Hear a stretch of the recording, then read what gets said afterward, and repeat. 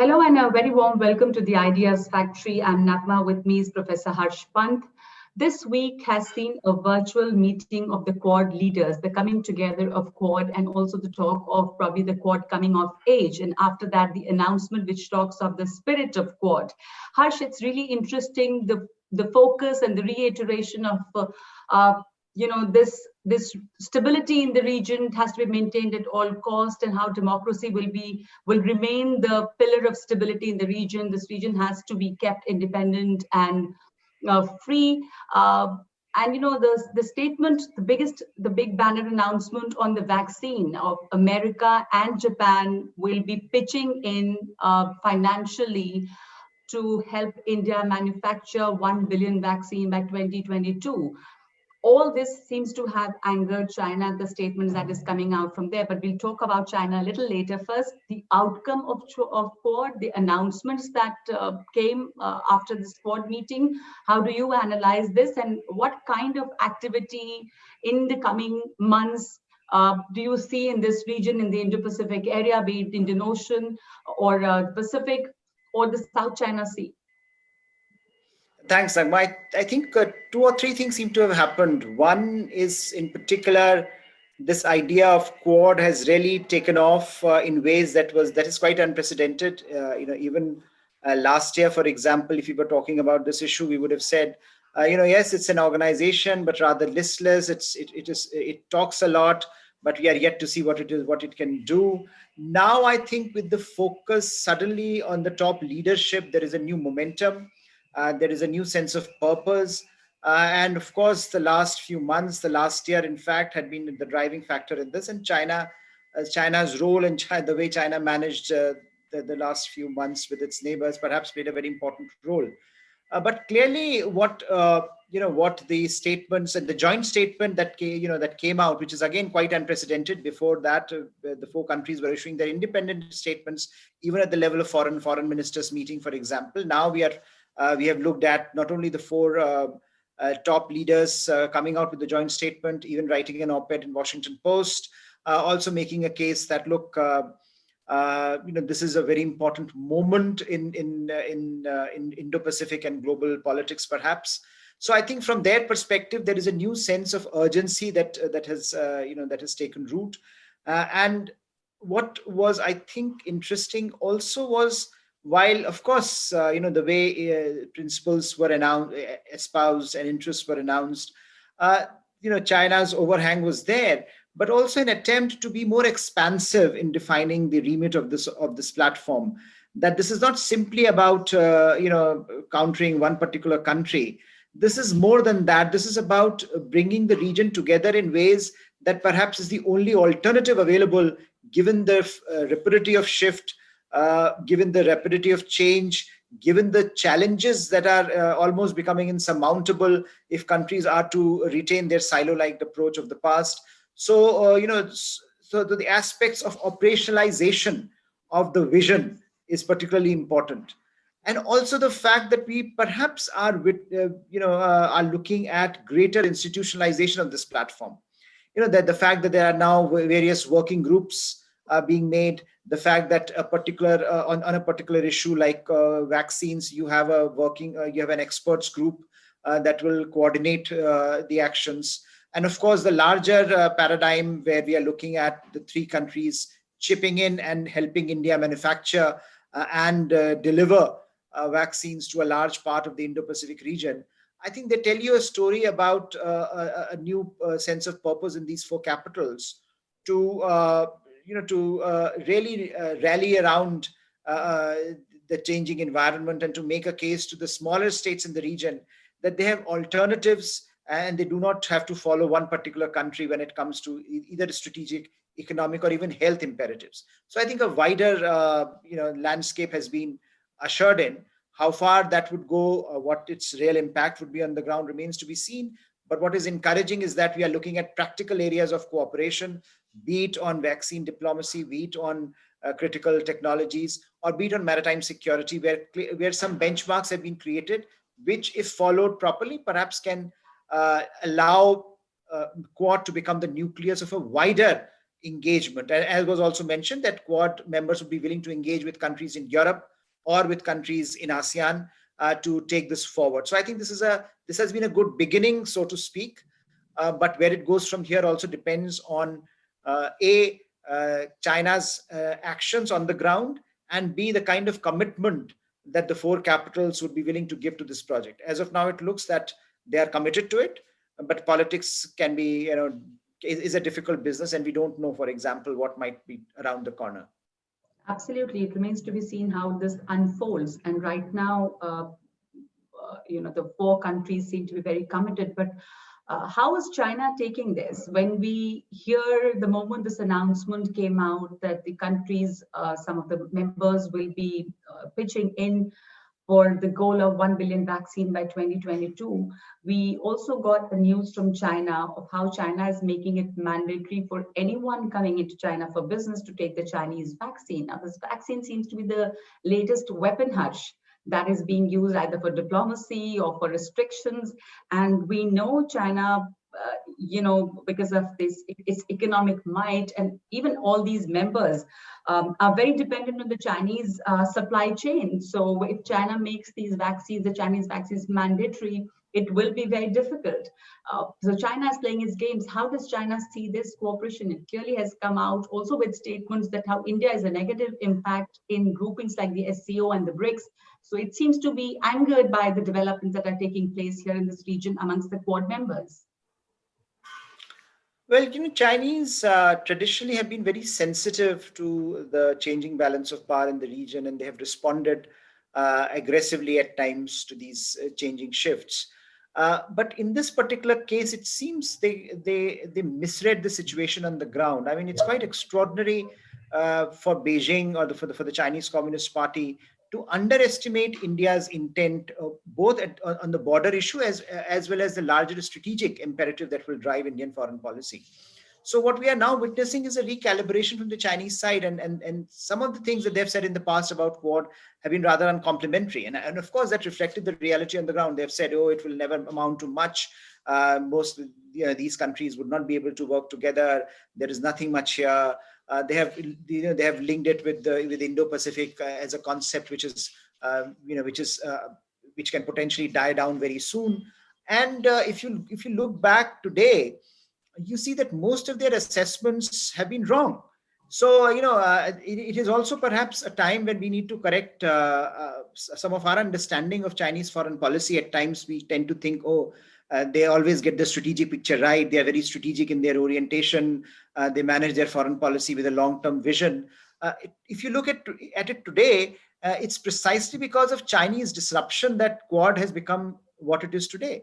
Had they been playing their cards a bit better, we would never have seen the Quad becoming this active so soon. So clearly, Chinese are not that smart when it comes to foreign policy, it seems, because a lot of their neighbors are angry with them. These four major powers are now, have come together in such a strong way, which is unprecedented. So I think Chinese perhaps need to reassess their own foreign policy priorities, which they will do. I have no doubt about that. But widely, I think what they would now start to do is to try to drive a wedge between these four countries. Also make a case that, look, we are still the top dog in the system. We are still the biggest power in the system. And therefore, on vaccines, scale matters, and we have the scale. So therefore, and we have the economic muscle. So if you want to come to do business with us, you have to follow certain rules. Will this announcement really make a difference on the ground? Do you think the Chinese announcement and also coming out with the electronic passport for all its citizens, which will check whether they've been vaccinated or not, is it going to make, especially when we look at it in the perspective of Hong Kong and the restrictions there? I don't think on the ground, as far as the rest of the world, at least as far as the challenges that the world is facing, would make that much of a difference, because we are already seeing a consensus emerging, even in terms of supply chains, for example. Supply chain resilience was also part of the Quad discussion, and how the four countries will take the lead in shaping that, though it remains to be seen. But there is a greater degree of convergence there than we had seen in the past. So I would say that a lot of that is simply also about posturing, because this is an important moment if the four major powers in the world like Australia, India, Japan, and the US are telling the world that they are willing to scale up their operations, they are willing to help each other in terms of Australia with the logistics, America and Japan with funding, and India with the manufacturing. Then certainly if they are looking at that scale, they are also a bit concerned that, look, the vaccine diplomacy where China has this advantage of a scale can now be matched by another grouping. And I think that's something certainly that would be of concern to the Chinese. And so a lot of what they are doing today is posturing and making it clear to the rest of the world that they are still in the game, that they still have these, they have the certain advantages that others don't have. So I think they will continue to play those cards. But I think the point that you mentioned earlier, that the attempt would now be to see if either of these four countries, if among these four countries, one particular country or two countries, or even more, if they are lucky, they would be able to make them blink. So there's this sense now in the pressure on alternative platforms. What do you mean by BRICS and SCO, for example, that they have now been saying that, look, India can be an impediment? Of course, I mean, the argument that India was making earlier, that the Chinese behavior itself is an impediment, that the Chinese aggression is an impediment, that if BRICS has to attain its legitimate role in global politics, then at some point the principles that BRICS has been articulating had to be operationalized into reality, into the behavior of the states themselves. And if China is not willing to adhere to those fundamental principles, then certainly a platform like BRICS will see problems. And now Chinese are looking at this and saying, oh, India is now turning towards the Quad, so therefore we are now going to raise the pressure on BRICS and SCO. I don't think they realize that India has already calculated that into their foreign policy calculus, because it is already a factor now in the way India is thinking about the future. So clearly, I think there is going to be this pressure on China to break the grouping if possible, to pull these countries into different directions, to make a case to individual countries that they perhaps have a better bet engaging bilaterally with the Chinese rather than multilaterally in this grouping. But my sense would be that I think they'll have, it will be a Herculean task in the short to medium term, given the challenges that themselves have created for these bilateral relationships. If you're looking at Australia, Japan, of course, America is a different ball game, but Australia, Japan, and India stand out in terms of countries whom China has targeted recently. So I don't see any willingness in these capitals to really go back to the older paradigm. And I think it would be interesting to see how the Quad comes into these negotiations and discussions, and what kind of a recalibration happens. Yeah, that remains to be seen. The things have, with this new administration in place, such in America, things have accelerated. We've had the first virtual summit of the Quad members at the invitation of President Biden, and now the US Secretary of Defense is coming to India and the region. And this is the first trip abroad, with the entire focus being on how to maintain the stability in this region and to keep this free and open and secure. So the focus of the visit is that he's of course going to visit India, Japan, South Korea. So once again, we see things have been speeded up, and the willingness or the desire or the decision to really take on that challenge that China poses is very, very strong. And this administration wants to show that it is very keen and it's not delaying it any further. So how do you see this visit by the US Secretary of Defense to this region? I think what this administration has done very interestingly is to inverse the prism through which American administrations have traditionally looked at the Indo-Pacific. And what is interesting is that in the past, if you see, there used to be this idea that whenever a new administration would come, they would prioritize their engagement with Beijing so that the terms of engagement can be framed, and then they would reach out to other partners in the region.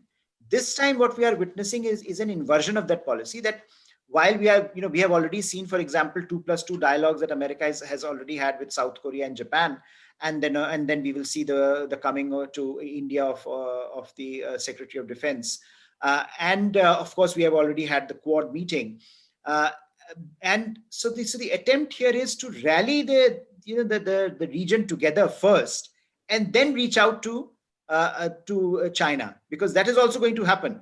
America-China engagement is also likely to happen this week in Alaska. So in that sense, the question that I think Mr. Biden and his administration is now posing to the region is, first, what can we do together with the region to manage challenges in the region, including the challenge posed by China, and then engaging China and asking them, well, where is it that we can work together? So it's an interesting exercise in how the priorities of Washington have shifted, and how they are looking at the region through a different set of lenses, and how they are going to take their conversations forward. In that context, the visit of American Secretary of Defense is going to be interesting and important, because as we know, defense has been one of the most important drivers of Indo-US engagement.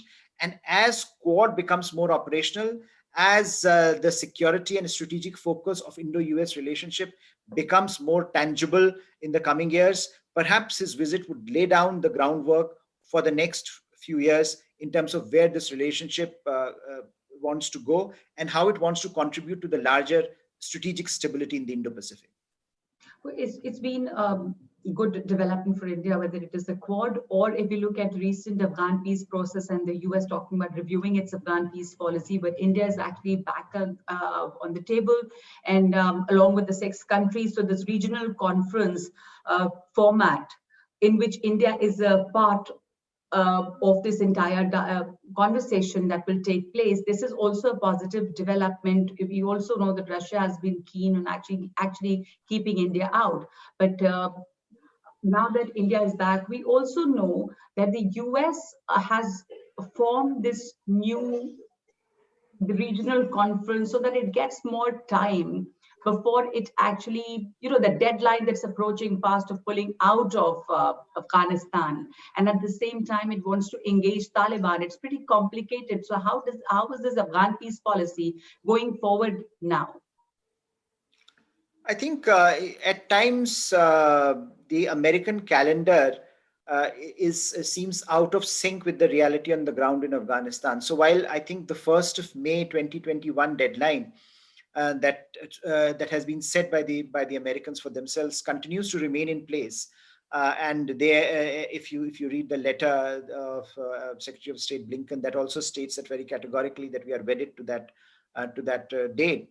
I think what America is now trying to do is to make a case to the regional stakeholders and to Afghan government as well as to Taliban, that while they are committed to leaving, they would rather like to see a transition which is orderly, where different stakeholders in Afghanistan are actually sitting around a table or have been there and discussed their power sharing arrangement, and where external stakeholders are part of the conversation. And in this context, India's those who have not wanted India to be part of this discussion have for a long time been making a case that India does not really belong there. We have seen various machinations being used to keep India out. But at the end, I think everyone knows that this challenge that Afghanistan faces, the challenge fundamentally is about sustaining Afghanistan once America has left Afghanistan as a relatively stable nation, as a nation that can take care of its own interests, as a nation that can continue to evolve as a modern nation state. Now, in that context, it's very fundamental that India is part of that conversation. Because if India is not, India is the most important neighbor Afghanistan has in the region. India also has no direct interest in Afghanistan. India has never been a party in terms of ransacking Afghanistan's, territorially, or has strategic designs on Afghanistan. And therefore, and of course, India is the preeminent economic power in the region. So for Afghanistan's future, also, it's important to have India sitting at the table. And I think that is what the Biden administration recognized, and also recognized that the challenge that is being posed by a weird axis that is being formed now, Russia, China, Pakistan axis, which has a different set of an agenda in Afghanistan today, it seems, because you are also looking, Russians in particular are also looking at it through their Central Asian prism and what happens there and how they are able to assert themselves there. And so they have now, it's again a very interesting set of circumstances we find ourselves in, where India is being supported by America, and it is Russians that are scuttling India's chances to be at the table. I mean, this This never used to happen in the past. It used to be exactly the opposite. But I think for ordinary Afghans, because India is such an important partner, for America, because India is a regional partner, and for larger regional stability, we cannot think of larger regional stability without India being on board. We have seen that shift. It's a positive shift. Again, it would mean that India starts dealing in some way with the Taliban, because Taliban are also part of this agenda now, have always been part of this agenda, now much more frontally, because they are being asked to very soon formalize their power sharing arrangement as far as the American policy proposal goes. So clearly, India will also have to be more nimble in adjusting to these new realities and what it can contribute to the ongoing conversations. But the stark reality today is that if Taliban also would like to share power and would like to see Afghanistan emerge as an autonomous entity, relatively autonomous entity, then I think they also need to engage with India. And they also need to come to terms with India that India of 2021 is not the India of 1980s, and Pakistan of today is also not the Pakistan of 1980s. So we have moved far ahead of the game, and therefore to conceive of contemporary Afghanistan in 1980s terms would be a mistake.